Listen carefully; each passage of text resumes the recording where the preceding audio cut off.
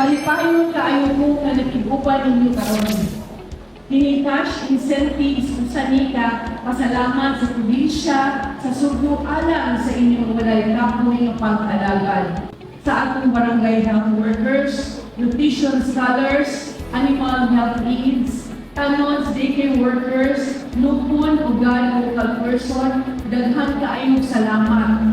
Kamu ang naa sa unahan kirni. Andang utapang sa atong mga komunidad. Ibaw ko din isayon ang inyong mga trabaho. Panuway kuas inyong pagservisyo. Mga idol yun tao. Allow me to grab this opportunity to thank the provincial government of Cebu sa paghatag o atensyon o prioridad sa panlawas sa katawhang Subuan.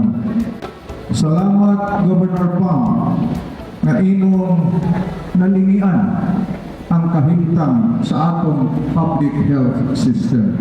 Salamat na nasayon ka nga ang tinuod nga bahandi sa probinsya anaa sa kapiskay, kalabsik o sa ekonomikanhong kasiguraduhan sa katawhang Subuan. Dako ang papel sa mga frontliners sa kabaranggayan. Kamu ang kaitayan sa mga ayuhan o servisyo gikan sa probinsya nana sa inyong mga kabaranggayan.